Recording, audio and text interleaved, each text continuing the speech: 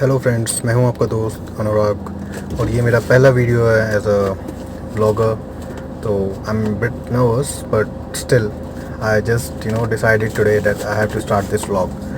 So guys, my topic is that why I selected Royal Enfield as a brand in order to buy a bike. मतलब इतनी सारी bikes हैं, इतनी सारी brands हैं, सिर्फ रॉयल एनफील्ड ही क्यों? तो उसके गाइस कुछ बेसिक रीजंस हैं। सबसे पहला जो है वो है because of its legacy. I mean, इतना पुराना ब्रांड है और इंडिया के मार्केट में उसकी ऐसी पकड़ है कि उसको कोई बीट नहीं कर सकता। सेकंड है उसका फील। मतलब सीरियसली, अगर आप कोई भी बाइक चलाएंगे, मतलब मैंने आज तक नहीं देखा कि अगर कोई डिफ्रेंशिएट करे कि आपके पास R15 है या फिर आपके पास पल्सर है, लेकिन सीरियसली अगर आपके पास में रॉयल इनफील्ड है और अगर आपके पास में कोई दूसरी बाइक है तो seriously you will be recognize as a different person. Last जो चीज़ है जिसके लिए जो सबसे इम्पॉर्टेंट रीज़न है जिसकी वजह से मैंने बाइक चुनी, वो है that I am very crazy. और इस चीज़ के लिए मैं पिछले 10 साल से वेट कर रहा था और ये अब जाके मौका आया कि मैं अपनी बाइक ले सकता हूँ। तो obviously it's my dream to buy Royal Enfield bike. So इसलिए अब अगला सवाल आता है कि आखिर मैंने स्टैंडर्ड ही क्यों चुनी? और भी बाइक्स थी जो कि मैं चुन सकता था, लेकिन why standard, why not classic, why not Thunderbird? There are so many brands, so many type of bikes that Royal Enfield is actually offering these days, लेकिन फिर भी मैंने क्यों सिर्फ स्टैंडर्ड ही चुनी? तो गाइस, उसका कुछ बेसिक रीजंस हैं। सबसे पहला जो है वो उसका हैवी क्रैंक। अगर आप देखेंगे कि जो नॉर्मल बाइक्स होती हैं जैसे क्लासिक है, थंडरबर्ड है, जिसमें कि सेल्फ स्टार्ट आता है, ठीक है, तो उस सेल्फ स्टार्ट की वजह से होता क्या है कि उसका जो क्रैंक है, जो क्रैंक वैल्यू है, वो अप्रॉक्सीमेटली 2 kg डाउन हो जाती है। तो जो आपको जो थंप और जो आपको मिलता है ना, जो फील मिलता है ना धक धक का, वो सीरियसली वो आपके दिल से नहीं जुड़ पाता कहीं ना कहीं। मैं मानता हूँ क्लासिक बहुत अच्छी बाइक है, ठीक है, लेकिन स्टैंडर्ड के मुकाबले, आई एम रियली सॉरी, ये सिर्फ मेरा ओपिनियन है, हो सकता है कि मैं गलत भी हूँ, लेकिन स्टैंडर्ड के मुकाबले इट एक्चुअली स्टैंड्स नोवेयर। चाहे फिर वो थंडरबर्ड हो, चाहे फिर वो क्लासिक हो। दूसरी चीज़ जो नेक्स्ट चीज़ है वो है कंफर्ट। कंफर्ट के मामले में मैं सीरियसली बोलूँगा, मैंने क्लासिक भी चलाई है, मैंने थंडरबर्ड भी चलाई है। मतलब मैं जब टेस्ट ड्राइव लेने गया था तो मैंने दोनों बाइक चलाई, लेकिन जब मैंने स्टैंडर्ड चलाई तो क्लासिक जब आप चलाओगे तो थोड़े दिन के आप जब थोड़ा दूर तक जाओगे तो आपको फीलिंग आएगा येस इट लुक्स गुड, उसका पोस्चर है थोड़ा सा एग्रेसिव है। लेकिन अगर आप लॉन्ग ड्राइव, अगर आप सोच रहे हैं कि हाँ आपको ऐसी बाइक चाहिए जो कि आप टूरिंग पे ले जाना चाहते हैं, आप लॉन्ग ड्राइव पे ले जाना चाहते हैं, और आप सीरियसली सोच रहे हैं कि हाँ आपको अगर आप जा रहे हो और आप कंफर्टनेस रहे, आपको बैक पेन ना हो, आपको इश्यूज़ ना आए, ठीक है। मैंने बहुत सारे लोगों को देखा है कि लॉन्ग ड्राइव पर जाते हैं लेकिन मुश्किल से 50 किलोमीटर चलने के बाद में उनको ये इश्यूज़ आते हैं कि उनको बैक पेन हो रहा है, उनके उनके शोल्डर पेन हो रहा है, even though they are really fit, but उनकी सिर्फ और सिर्फ बाइक का सिटिंग और बाइक का जो हैंडल का पोजीशन है, उसी की वजह से ये सब इश्यूज़ आते हैं। तो मैंने जब फील किया तो मेरे को पता चला कि yes, Bullet is the only bike which I should be buying if I really want to tour a bike, if I really wanted to tour. तो यही एक बाइक है जो कि मेरे को लेनी चाहिए। सेकेंड है उसका लोगो।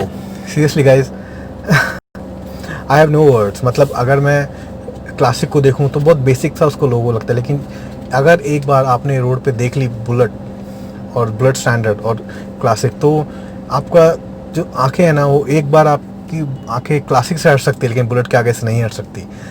मैं आपको 100% श्योरिटी देता हूँ, 10 में से भले ही 6 लोग हों, लेकिन वो 6 ऐसे लोग होंगे जिनको कि एक्चुअली उसकी वैल्यू पसंद होगी और पता होगी। अगली चीज़ है उसका रोड प्रेजेंस। गाइस, आज की डेट में आपने इतने सारे लोग देखे होंगे कि ऑलमोस्ट अगर आप 90% बाइक्स देखेंगे रॉयल एनफील्ड की, तो 90% में से अप्रॉक्स 90% बाइक हमेशा सिर्फ क्लासिक ही दिखेंगी आपको। सिर्फ क्लासिक इतनी कॉमन हो चुकी है कि अब सीरियसली मेरे को लगता ही नहीं कि वो अगर आपको फील आएगा कि हाँ आपके पास कुछ स्पेशल बाइक है। लेकिन आज की डेट में भी स्टैंडर्ड अपनी वो वैल्यू कैरी करती है मार्केट में कि अगर आपके पास वो बाइक है ना, तो कोई आपको बोल नहीं सकता कि आपने आखिर वो क्यों बाइक ली, क्योंकि उसका रोड प्रेजेंस ही अपने आप में काफ़ी है। जो लास्ट चीज़ है जो जिसने कि ऑब्वियसली ये भी एक चीज़ है जो कि सबके लिए मैटर करती है, वो है उसका प्राइस। सीरियसली गाइज, सिर्फ जस्ट एक अलॉयज़ और एक सेल्फ स्टार्ट ऐड करके आप, और सिर्फ एक थोड़ा सा हैंडलिंग पोजीशन चेंज करके, थोड़ा सा सिटिंग चेंज करके, you are charging approximately 60,000 to 70,000 rupees extra. I mean seriously, मैं मान सकता हूँ कि आपने जो चीज़ें दी हैं वो भी ज़रूरी हैं आज की डेट में, जैसे कि अलॉयज़ है, ट्यूबलेस टायर है, बट सीरियसली गाइस, अगर एक आप रेट्रो बाइक ले रहे हैं तो रेट्रो बाइक के साथ में अपने एक मेरिट्स और डीमेरिट्स दोनों कैरी करती है वो।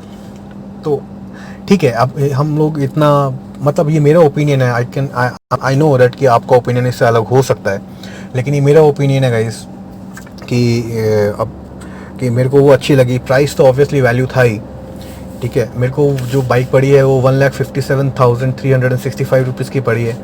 ऑन रोड प्राइस है ये, नवी मुंबई का। और ये इसका जो प्राइस है गाइस वो आपके स्टेट में, आपके जहाँ भी आप रहते हैं इंडिया के कोने में, कहीं पे भी आप रहेंगे, प्राइस थोड़ा बहुत वैल्यू उसकी चेंज करेगा, चेंज होता है, क्योंकि हर एक जगह का रोड टैक्स, इंश्योरेंस वगैरह की वैल्यू अलग रहती है। अब गाइस जो अगली चीज़ है कि मैं एक्चुअली, ठीक है चलिए मैंने बाइक ले ली, मेरे घर पे आ गई, ठीक है। उसके बाद नेक्स्ट क्या? उसके बाद बहुत सारे लोग ऐसा करते हैं कि उसमें अलॉय चलवाएंगे, आते ही उसमें साइलेंसर से लेके हर चीज़ उसमें चेंज करवाना चालू कर देंगे। लेकिन मेरा अपना ओपिनियन है, आई डोंट नो मैं इसमें गलत हूँ या सही हूँ, लेकिन मेरे लिए सिर्फ अभी जो मेरे लिए प्राइमरी फोकस है, मेरे को सिर्फ 3 चीज़ों पे ही मैं करूँगा। एक तो थोड़ा उसका टायर थोड़ा ब्रॉड करूँगा, बिकॉज उसका टायर सीरियसली गाइस, मेरे को वो पूरी की पूरी बाइक बहुत अच्छी लगती है, लेकिन मेरे को लगता है कि आज की डेट में पॉपुलेशन उस बाइक से को लेने से बचती सिर्फ इसलिए ही है क्योंकि एक उसका जो मेजर रीज़न रहता है वो उसका टायर रहता है। बिकॉज सबको ऐसा लगता है कि वो बहुत बेसिक बनाया गया है। हो सकता था थोड़ा सा अगर वो कंपनी उसमें 4-5 हज़ार रुपये एक्स्ट्रा डाल के या फिर 2-3 हज़ार रुपये एक्स्ट्रा डाल के अगर उसमें एक एक्स्ट्रा और अच्छा टायर दे देती तो बहुत अच्छा रहता, लेकिन वो नहीं हुआ। अब करना क्या है, हमको तो चेंजेस करने पड़ेंगे। तो गाइस मैंने तो ऑब्वियसली मैंने बहुत रिसर्च किया कि कौन सा टायर लगाऊं, कौन सा टायर लगाऊं। इतनी सारी वीडियो देखी यूट्यूब पर, आप एक चीज़ के लिए सर्च करोगे आपको हज़ारों ऑप्शंस मिलेंगे, लेकिन फिर भी कोई भी ऑप्शन, कोई भी चीज़ आपको आपके टारगेट तक नहीं ले जा पाता, आपको और कंफ्यूज कर देता है।